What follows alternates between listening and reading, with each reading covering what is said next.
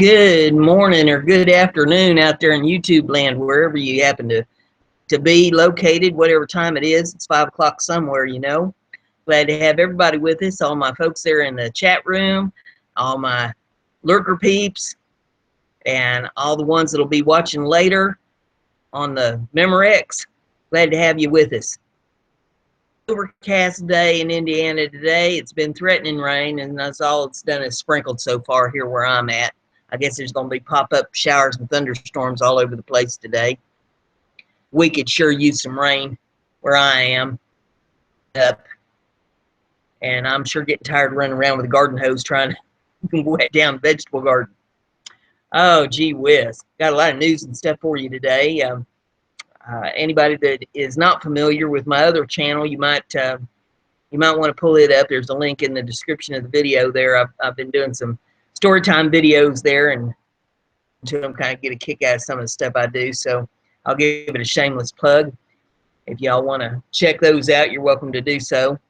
I've got the email for being able to reach me, and you can always leave comments on videos or whatever you want to do there to get in touch with me if you want to. And we're going to jump on into the news today.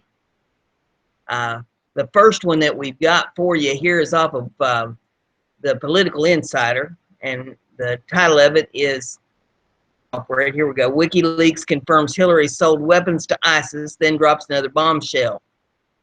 And if I can get her to scroll, there we go. Julian Assange, former founder of WikiLeaks, is a controversial character, but there's no denying the emails he has picked up from inside the Democratic Party are real, and he's willing to expose Hillary Clinton. Hillary Clinton and her State Department was actively Islamic jihadists, which includes the Islamic State, ISIS, in Syria. Clinton has repeatedly denied these claims, including during multiple statements while under oath in front of the United States Senate. WikiLeaks is about to prove Hillary Clinton deserves to be arrested. The Reagan administration officials hope to secure the release of several U.S. hostages and then take proceeds from the arms sales to Iran to fund the Contras in, sound familiar? The Obama second term, Secretary of State Hillary Clinton authorized the shipment of American-made arms to Qatar, a country beholden to the Muslim Brotherhood and friendly to the Libyan rebels, in an effort to topple the Libyan and then ship those arms to Syria in order to fund al-Qaeda and topple Assad in Syria. Role in organizing the so-called Friends of Syria, aka al-Qaeda or ISIS, back to the CIA-led insurgency for regime change in Syria. Under oath, Hillary Clinton denied she knew about the weapon shipments during public testimony in her 2013 after the Benghazi terrorist attacks.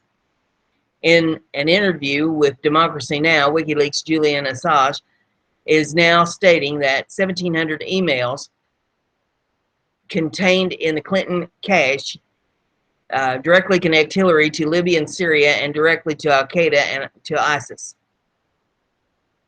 Juan Gonzalez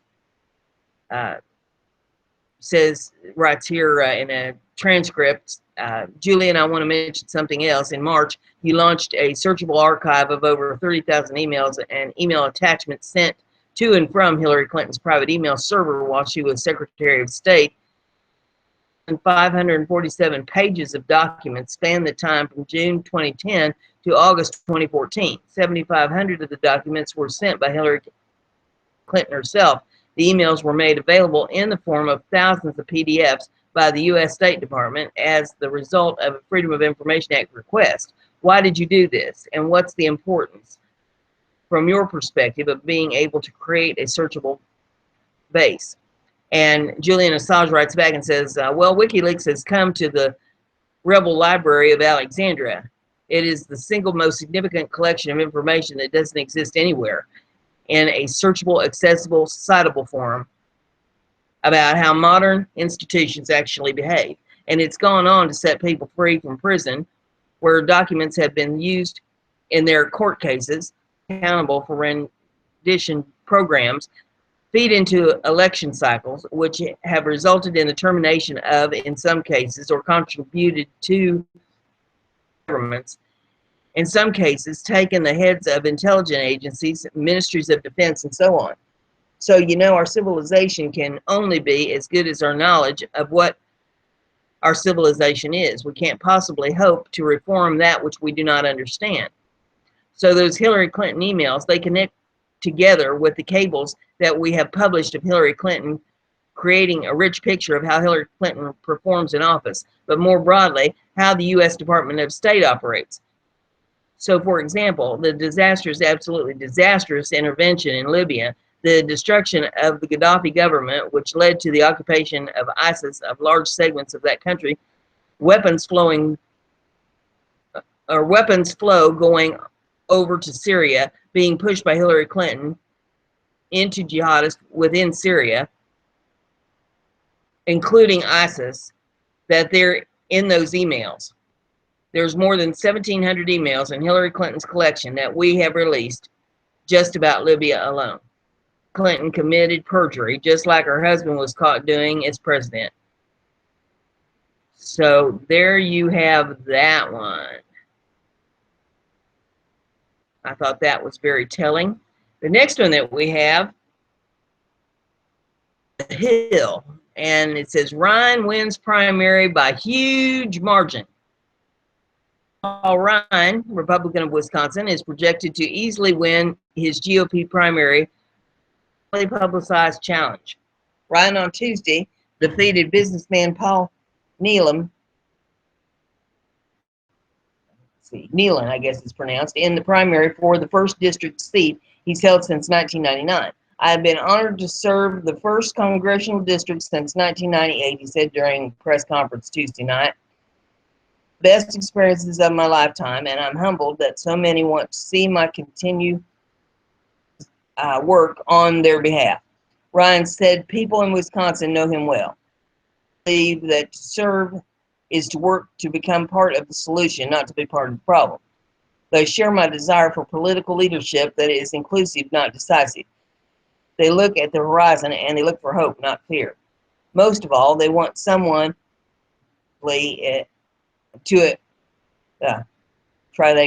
Most of all, they want someone who works to effectively advance our founding principles. That there is a lot of injury, adding that the leadership in Washington often fails to provide results.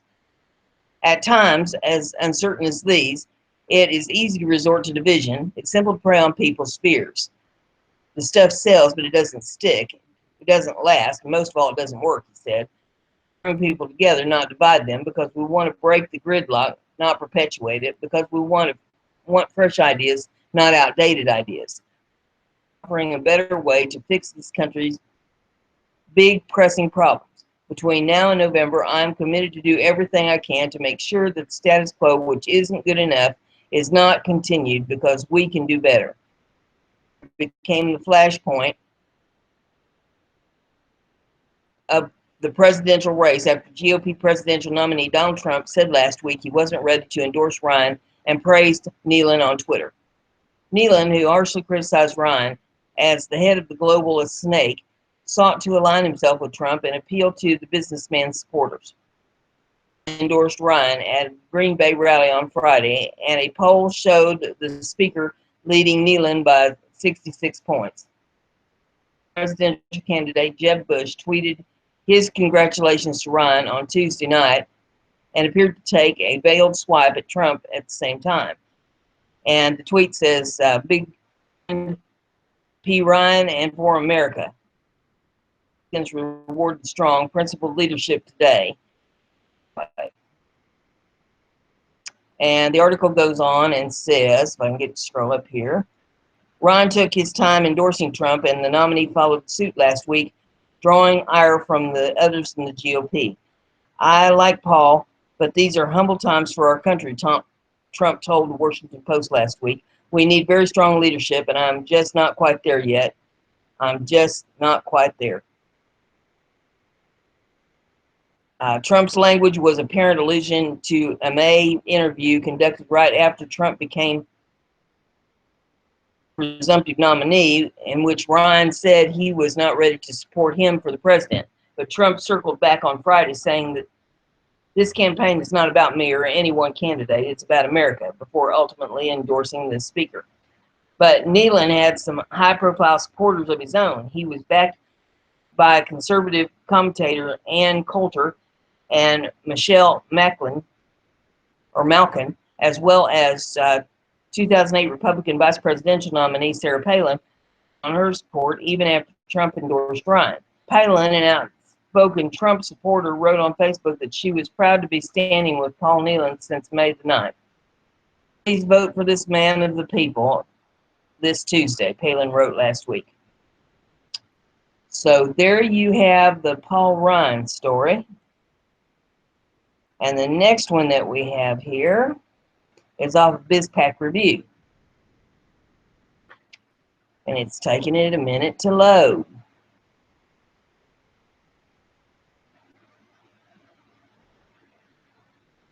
All right. Former Iranian president not satisfied with Obama's $400 million ransom and is upping the ante. It's the last couple of days here and still in the news. Americans were riled up by the U.S. spending $400 million in cash to Iran as American hostages were being released. Wait until word spreads that the Persian Gulf nation now wants $2 billion. Former Iranian President Mohammed Ahmadinejad is asking President Obama to help the Islamic nation get back $2 billion in frozen assets, money set to be paid to the families and victims of the bombing of the Marine Corps barracks in Beirut, Lebanon. And the excerpt here says, although it was expected that during your term in office, compensation for the past would have been remedied, or at least new instance of cruel behavior against the Iranian nation would have been prevented, I'm afraid that manifold problems were created from which I am going to rise a particular one that occurred recently. Ahmadinejad wrote in the letter. On June the 9th, 2014, a court in American based on unfounded claims without presenting any reliable documents, issues a sentence based on which about $2 billion of the Iranian nation's assets would be seized unlawfully, which is an obvious instance of transgression. It was later upheld judiciary system on April the 20th, 2016, and consequently, those assets were seized, which has raised widespread public protests among the Iranian people nationwide. On and says the Supreme Court ruled in April that the money should go to the families and other victims of the 1983 bombing, which was blamed on Iran. And Iran is ready to go before the International Court of Justice to appeal the U.S. Supreme Court ruling. The ICJ is seated in The Hague, Netherlands. Ahmadinejad, who was Iran's president from 2005 to 2013, is reportedly considering the presidential election. Americans reacted with furor when Obama released $400 million payment. The payment was merely to settle a debt that predated Iran's 1978 Islamic resolution. And then there is included in this, if you would like to read those, I won't go through all that, but that's all in the article. And again, all these URLs are in the description of the video. And if you tuned in a little early today, you might want to refresh your browser before you go pulling them all up, because I have added one to the mix. So, you know, if you want the latest and greatest, you need to pull it up again. But the next article that I have, if I can get it to cooperate with me, and it's not wanting to.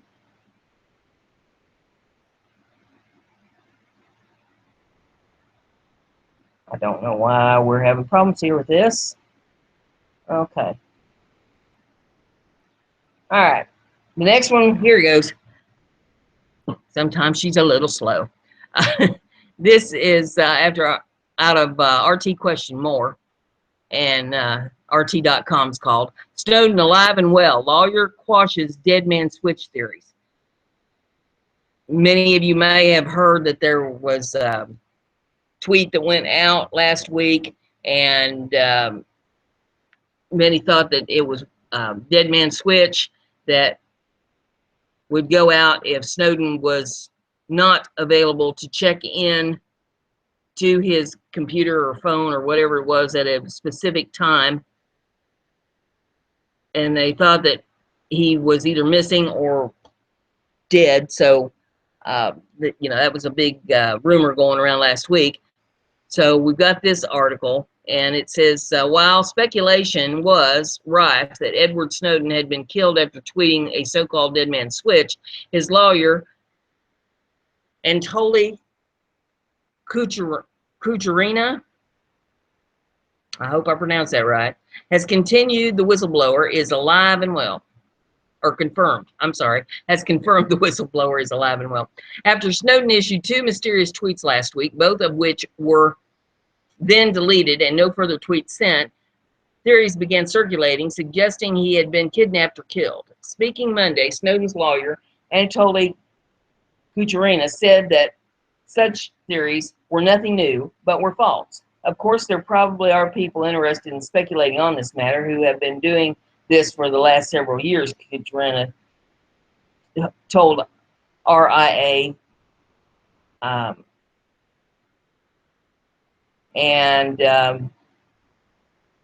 There is a tweet here that is from RT International. It says, former U.S. National Security Agency, NSA, contractor Edward Snowden has criticized WikiLeaks. And I'm not going to pull all that up, but if you want to read it, it's there. And then it says, in quotes, I can authoritatively say that he is alive and well. He is living in Russia and is busy with his favorite work. And the appearance of certain symbols in his Twitter does not mean that he is in danger of some sort, said Kucherina. This is an attribute of his work, and there is nothing bad about it, he added. Kucherina remarks that 2 days after Glenn Greenwald, a close associate of Snowden, tweeted to say Snowden was fine. And it says journalist Barton Gellman, who worked with Snowden, also tweeted to say people need to take a deep breath about Snowden's silence on Twitter. Last Wednesday, 33-year-old posted this message on Twitter. Did you work with me? Have we talked since 2013? Please recontact me securely. It's time. Then on Friday, he tweeted seemingly random 64-digit code, which some theorized was a dead man switch, a message which would end if there was no activity on his account for a certain period of time, so people would know something was amiss. And there's a picture of that if you want to see that.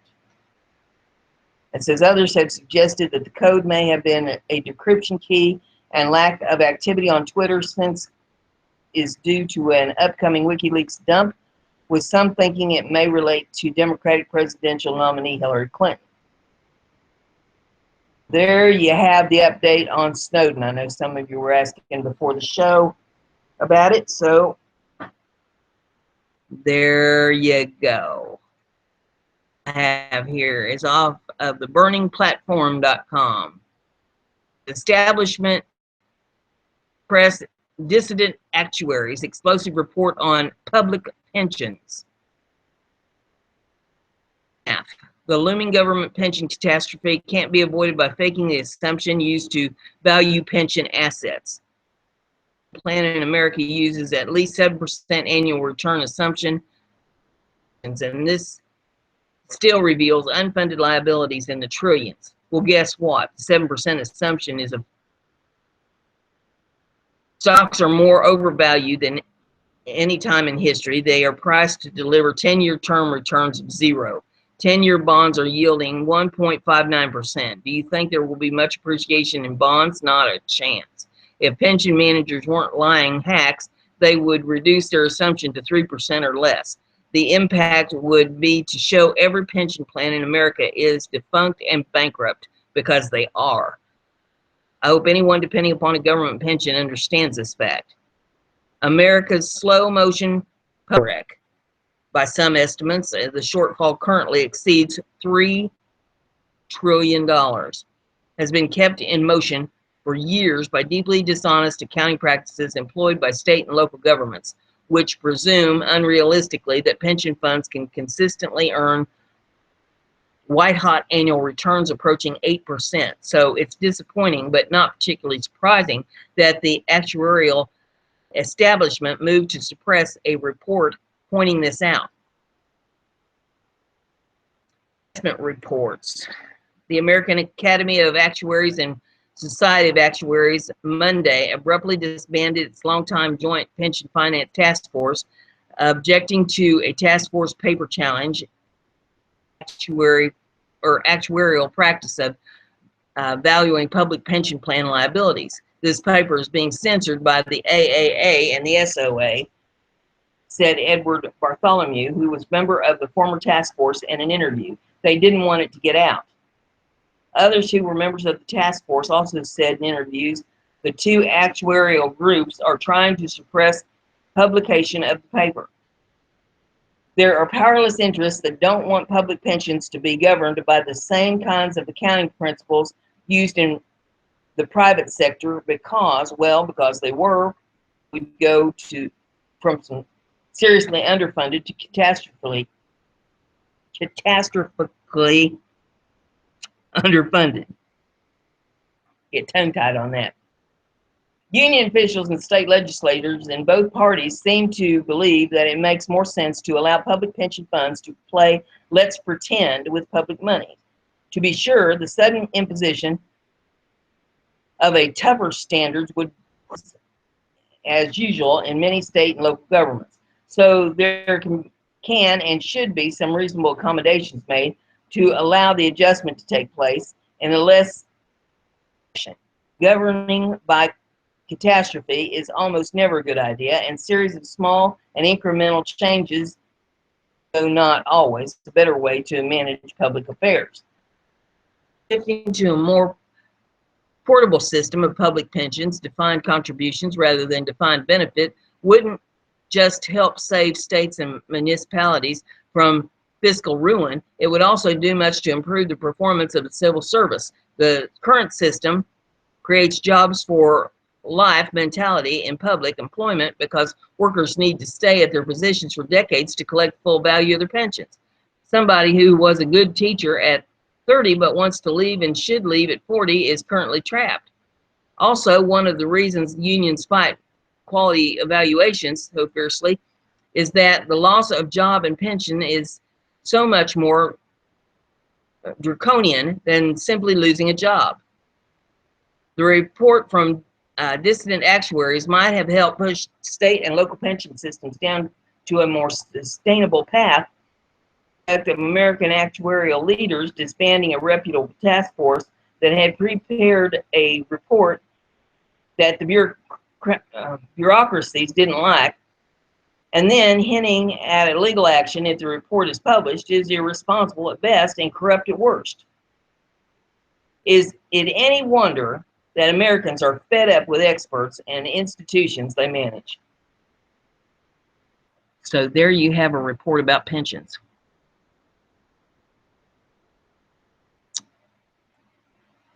I've said that if you have money in any kind of a pension plan, you need to see about getting it out of there. Pay the 20% or whatever it is in taxes to get your money under your own control and manage it yourself.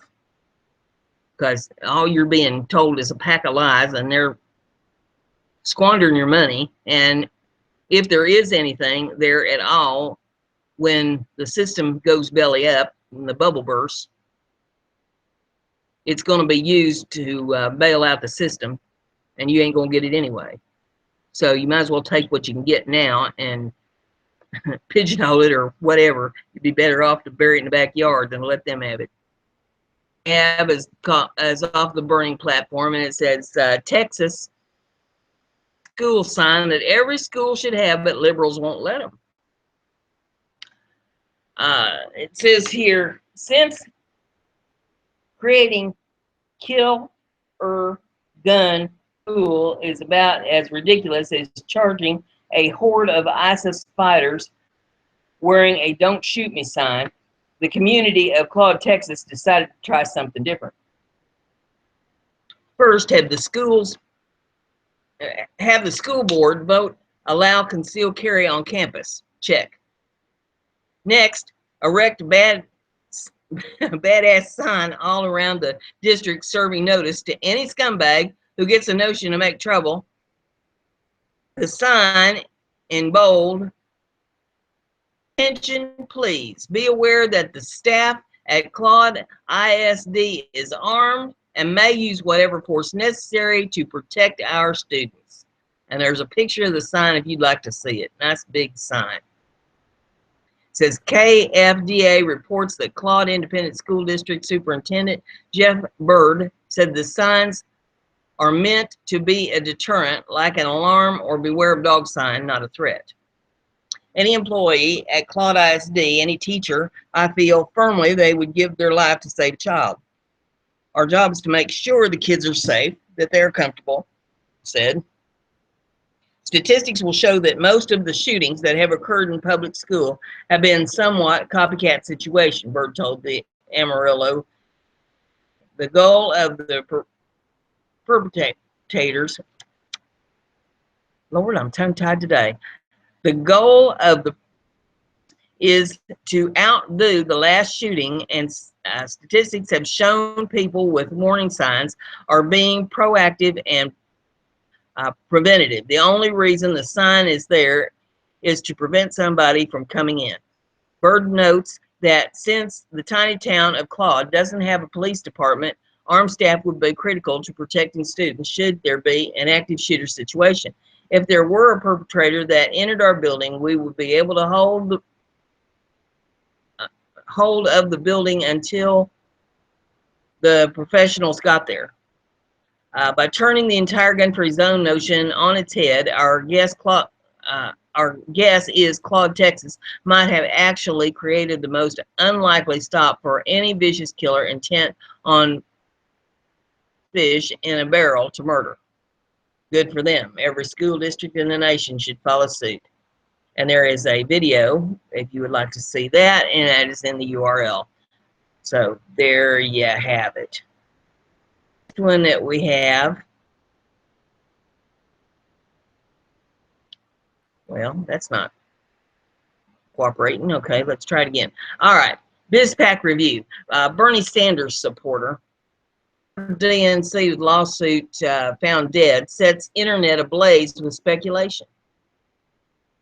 1 month, well, if it stops flipping around, there we go. 1 month after Bernie Sanders supporters served the Democratic National Committee and its then chairwoman, Debbie Wasserman Schultz, with several complaints alleging fraud on behalf of Hillary Clinton, he was found dead in his Florida home. A video recorded by independent filmmaker Ricardo O. Villalobos, the deceased, Sean Lucas, appeared to be excited to serve papers on the DNC on July the 3rd, the day before Independence Day. On July 22nd, Lucas was named in motion filed by the DNC seeking to dismiss the lawsuit on the basis of improper service of process. An unconfirmed report indicates that on Tuesday, Lucas was found dead by his girlfriend in the bathroom of his home. Then there's a report by Snopes in here, and I'm going to skip over that and just go on with the article. It says, given Lucas' young age, news of his sudden death set social media ablaze with speculations of conspiracy, especially coming close on the heels of the July 10th murder of young DNC staffer Seth Rich. Rich's killer reportedly took nothing of value from the 27-year-old, with the exception of his life. His wallet, watch, and cell phone were still on his person.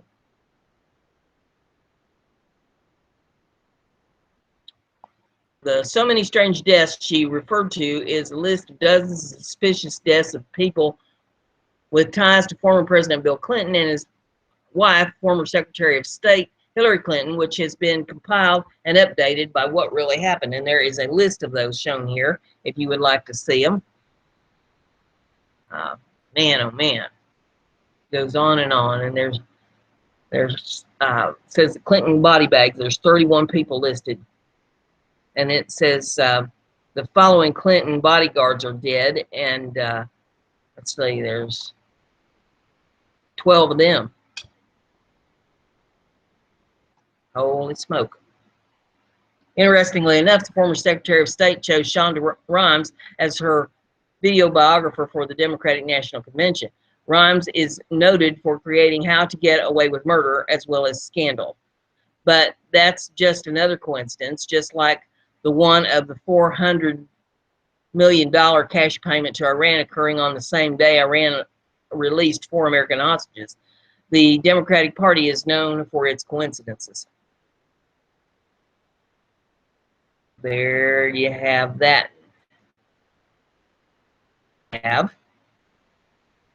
I found this very interesting, and I thought I'd bring it all to your attention. This is off of Natural News. And the title of the article says, Amazon Echo is the ultimate spy device that records everything you say. Now, I'm not a real techie person myself. I'm lucky to know how to turn on a computer. But I had seen these Amazon Echoes someplace on the internet a while back, and I just kind of took a brief look at it, and I thought, who would want one of them things in their home? I mean, I've got one of them smart TVs. I used it one time to try to access the internet. I hated it. The print was so small that, you know, when you're sitting across the room from the TV, you can't see the print on the doggone thing. And it was just a big waste of time as far as I was concerned, and I never used it for the internet since. And I thought, well, gee, you know, like that. But I've talked to a couple people since that I guess have this thing, and they like it. I guess it plays music and stuff, and if you subscribe to the Prime thing or something, you know, it's like $100 a year for their Prime, and it gets you free shipping, and you, in addition, you get whatever all this thing plays. I don't know, news and what have you. But Lord, you know, I don't know that I want it recording everything that I say. Not that I say too much that's important, but, you know, it's just an invasion of your privacy. But the article says, from Natural News, the world's largest retailer is under fire for releasing a device that, according to some experts, is little more than a spying tool for government surveillance. The Amazon Echo device, a listening Bluetooth speaker that connects to music streaming services like Pandora and Spotify at the sound of a person's voice, can be easily hacked and used by government agencies like the FBI to listen in on conversations.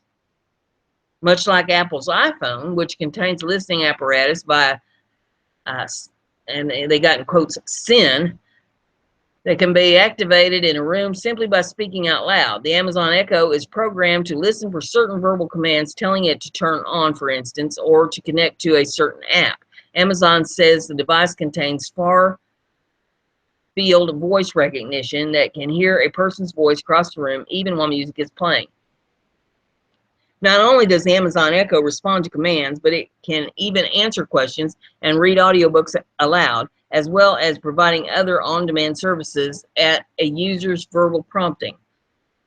One can even control lighting in a house or adjust programmable Wi-Fi enabled thermostat like the Nest by an Amazon Echo, which for many people who are too lazy to perform these tasks use human cognition is a dream come true. But this dream comes with a price, warn skeptics who've investigated the capability of Amazon's Echo to spy on people and deliver information to hackers or even government officials. Net, Zach Whitaker explains that Amazon Echo's transparency reports fail to outline everywhere where data from the device is sent, listing only Amazon's cloud services as the source of data storage. Is Amazon selling your family's privacy to the federal government? And yet, Amazon's transparency reports admit that the company is routinely handed subpoenas, search warrants, and court orders demanding information about users from the government agencies like the Federal Bureau of Investigation to indicate how many of these requests have actually been fulfilled, and those seeking answers have yet to find them. In many ways, the Echo is a law enforcement stream, writes Matt Novak for Paleo Future, a division of Gizmodo, filed a Freedom of Information Act request with the FBI back in March to find out if the federal agency had ever wiretapped an Amazon Echo, to which the agency responded that it could neither confirm nor deny, essentially an admission of guilt. Years ago, agencies like the FBI would need to wiretap a phone conversation or place bugs inside homes, practices that can be cost prohibitive and labor intensive.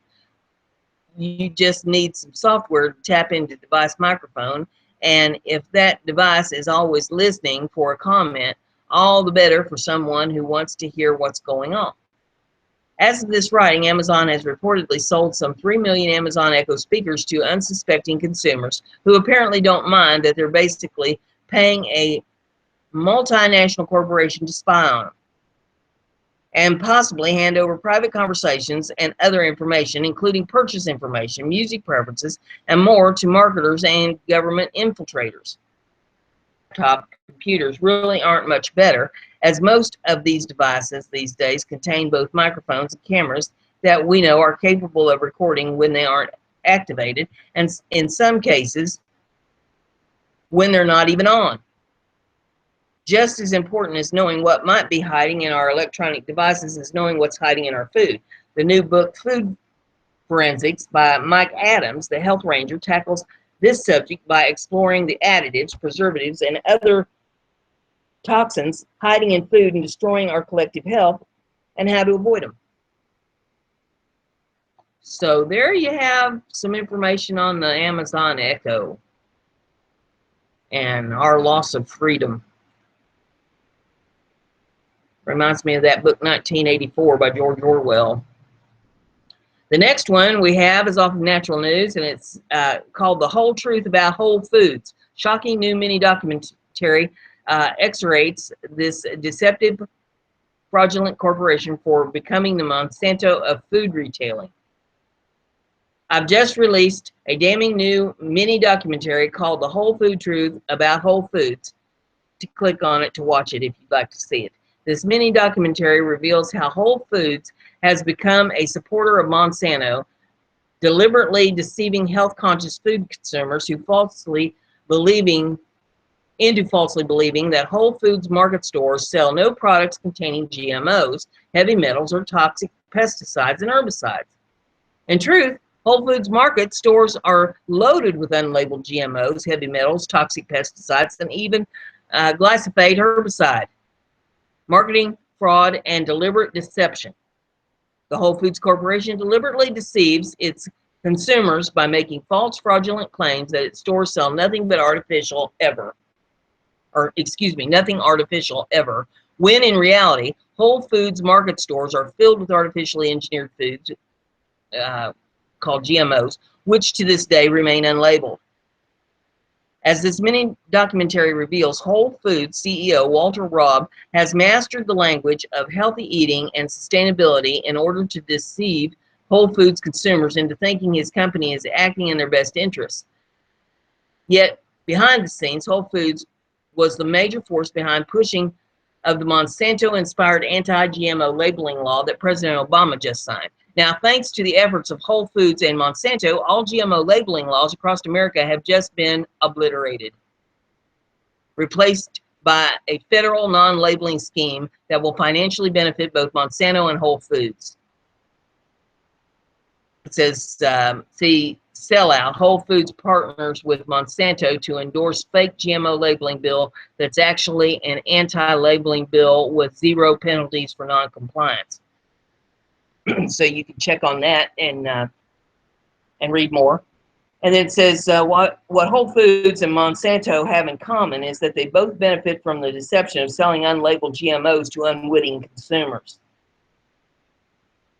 And there's another link for that mini documentary. And some more links that you can click on there if you'd like to see them. I found that very interesting because, you know, I've heard so many people talking about Whole Foods and, you know, how healthy everything was supposed to be for you there. And turned out to be a lie. A big, fat lie. The next one you have here is called, it's off of Positive News. And it's it's your feel good for the day. But, you know, we've seen those videos where the fella goes out with his microphone, he stops people on the street, and he asks them questions like, what is the name of the capital of the United States? And people can't tell him. And he'll ask them, what's the name of the first president of the United States? And they can't tell him that either. Well, this one, I thought, you know, maybe some of us can fix this. All we need is to provide incentive. And this guy's got the right idea. The ice cream guy with a heart, James Carganius, pedals through disadvantaged Buffalo neighborhoods selling ice cream for $1 or for free in exchange for correct answer to a history or math question. He sold his drawings door to door to neighbors on Colton Street. Many were willing to pay more than the price on the tags he attached to each artwork. At school, he sold candy out of his backpack until the principal ordered him to stop. Entrepreneur Hieronymus created a candy catalog with order forms, and sales increased. Now, at 36, Hieronymus is sold on his city, so much so that he has built his ice cream cart business on serving the underserved. Hieronymus and his crew leave the North Buffalo headquarters of ice cream cycles, peddling three-wheelers, each pulling an ice cream cart, to destinations on the east side, west side, and riverside. There they sell ice cream and frozen novelties for $1 a piece. We're driving through inner city neighborhoods, said Hieronymus, who started his business in 2007. When I first started, everyone said I should go to Elmwood Avenue, Square, Delta Park, but I needed to be right here, he said during a stop at a street corner in Central Park. I like bikes. I like joking with the kids and exploring my city. Sunglasses and sneakers, the color of blueberry popsicle, Hieronymus is a familiar sight in many parts of the city. There he is known as James the Ice Cream Cycle Dude. But after almost a decade in business, Hieronymus still feels the sting when saying no to a kid who doesn't have $1 for ice cream. So he and his drivers keep a stash of freebies to give children who cannot afford a frozen treat. Still, nothing is free, he said, so he asked the youngster a math or history question. Whose picture is this? He asked, unrolling a dollar bill from his pocket. Hieronymus hints heavily until the youngster answers correctly. George Washington, the youngster says, correct, and Hieronymus hands the child a frozen treat. Hieronymus' method spread. Other customers began to kick in donations of $5 and $10, and it became difficult for his mobile crew to keep track of the donors. Once again, Hieronymus tinkered with the business plan. We came up with the idea that if they want free ice cream, they'd have to write a thank you note, he said. The notes were mailed to the people who donated, morphed into postcards designed by Ezekiel Minor, a freshman at Buffalo Academy for Visual and Performing Arts. The kids totally get it, Hieronymus said, as shown by a message posted by a Clark Street woman to Hieronymus' Facebook. She received a thank you note postcard. Getting this in the mail kind of made up for not great morning today, Christine Lowe posted. Love the ice cream cycle dude's comment to the kids he serves. I'm looking forward to getting more cards and seeing who got the ice cream from the rest of my donations. Win-win. There's been so much interest that Hieronymus Pay It Forward campaign online to allow people to buy ice cream for deserving children. The fund touted on his Facebook page is growing fast. I thought maybe $400, $500 max, but we're at $4,500 right now, he said. It's crazy. People add comments when they make their donation online. I really didn't think it would make such an impression. Expats thank me for taking care of their hometown. Hernandez is a 1999 graduate of Bennett High School. He finished 2 years at Northeastern University in Boston, where he studied business administration. He admits to an extreme wanderlust that took him to New Orleans, where he pedaled bicycle cabs. This October, he's heading to Seattle. He once started riding his ice cream cart to New York City, but only made it to Medina. The crew of Ice Cream Cycle Dudes is Hakeem Salem, age 18, a recent graduate of City Honor School. Salem is heading to Boston in September to attend the Massachusetts Institute of Technology for Computer Science. Peddling ice cream is his best summer job yet, he said. I'm biking through neighborhoods of people I know, he said.